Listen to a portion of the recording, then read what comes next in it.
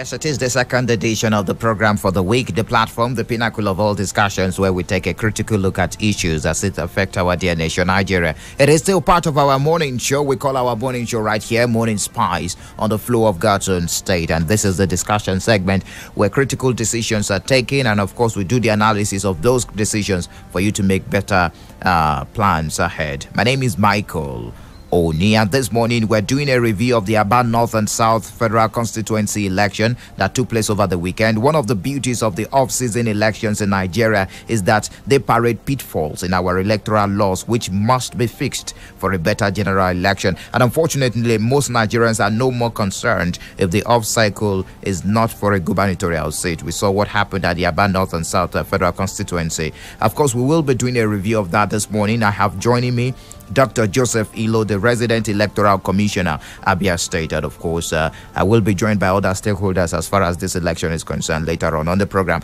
Dr. Joseph, good morning to you. Glad to have you join us this morning on the program. Thank you, Mike. Good morning to you. Thank you very much. Yes, that poll in Abia State over the weekend, of course, which you oversaw, through some issues that must not be glossed over. The issue of voter apathy, very unfortunately, less than 20,000 persons participated in that election, and we respected as much as over 490,000 naira. What is the immediate reaction of the electoral umpire on that particular voter apathy that took place over the weekend? Thank you, Mike. It's not 490,000 naira, Mike. 490,000 persons. Sorry, I'm so used to money that. All right. Okay, good morning, Mike. Please, I thank God that the election has come and gone. And what we're now looking at is an analysis of what happened and how to improve on the voting process. But like you said, a cardinal issue that cannot be swept under the carpet is voter apathy. Okay? Well, so many factors contributed to this. Okay. Yes, a number of factors anyway. So what are those factors that you've been able to highlight through your preliminary analysis on the outcome of the election? Well, first and foremost is that, the law provides a period of time within which election must be conducted if the officials of the National Assembly announces the passing on to eternal glory of any member. So it has to be done, beyond which it's about just maximum of 90 days. If it is not done, then the constituency may not have a representative till 2023. Okay, that's one. So we fixed the election to beat the time. Firstly, I will say that on the issue of apathy, we observed that a number of friends and relations of the deceased are so much unhappy that their deceased family member, their father, their mother, and relations, have not been buried, and we are conducting an election. You are an Igbo man, you know the culture. We bury before any other thing, bury our dead before we complain. So that's one factor. Secondly, the parties also have a role to play here.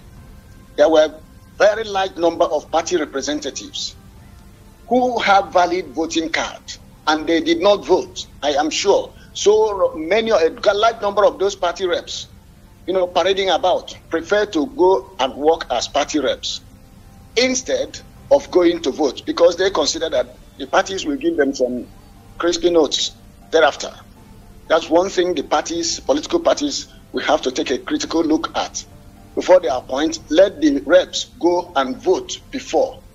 Or if they are established in a particular voting polling unit, they should turn back immediately to go to their respective polling units and vote. Or they are most likely, it's better to post them where they will vote. I think that will help to reduce the voter apathy. Secondly, our brothers and sisters, prefer economic power than political power. Honestly speaking, that's a very dangerous one.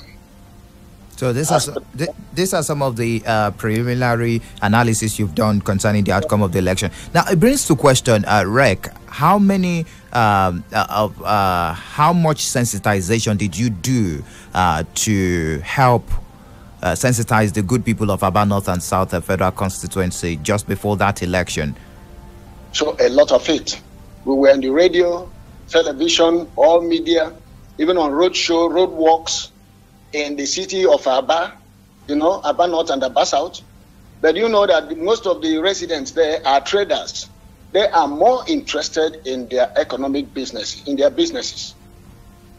As you'll be talking to a group of persons about voting, they'll be talking about the number of customers that will come to their stores and make purchases, or number of transactions they will be engaged, that will be thrown up for the day.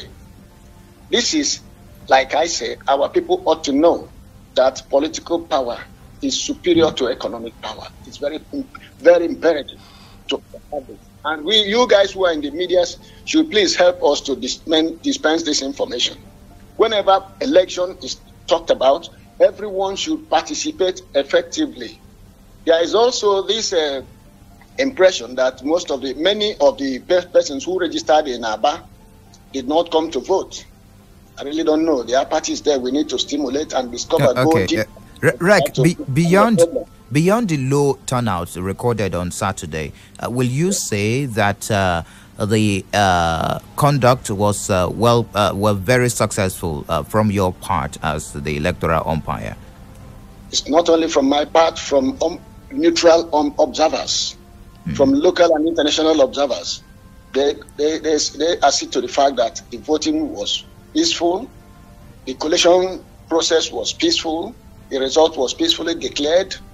As a matter of fact, the insinuation prior to that election that there will be rioting, there will be dangerous, people will be killed, no, those things did not manifest, because we had to reach out to the contestants and they signed for us on paper peace accord. We did that in Aba. Not only that, we met with the critical stakeholders to get them know that we as Inec must remain neutral, unbiased. That's our primary job. And in the discharge of our duty, we were not favored. No party was favored. Okay. I had a very good control. And I am sure that unbiased, yourself too, and your reporters will report that this is the situation on ground. All right. But after the declaration of the winner, just before I let you go this morning, some parties are saying that, well, there was thuggery, and of course the issue of the substance that went off, the explosion at Tumola, it also contributed to the low turnout, and of course thuggery and also some other malpractices. I don't know if you recorded that also in your document. Issue of thuggery, really, you know that in Nigeria, if you conduct an election, there must be one or two skirmishes. But overwhelmingly, the environment was peaceful. I was moving alone. I was moving alone unguarded without policemen. I was moving from one polling unit to another polling unit, from one polling unit to another, and I was taking close records of what was obtainable in those areas. I think it was peaceful. I did not witness any. If it manifested and it was not reported to me directly that these problems were there, okay, that this problem of thuggery existed here and there. Even the alleged explosion of a grenade, I think immediately I got that information, I informed the CP and then the military operation, the security operatives, and they rushed in there. And you know, Inec is not on top of security. Our partners, the critical stakeholders in the security sector, are in charge. I think that's just what obtained. We did not record very bad election. I scored this election 80% success. Even in the collation center, it was peaceful. Both parties, the opposition and all the contesting parties were there, you know, chatting and then, you know, making jokes about them on the issues. All right.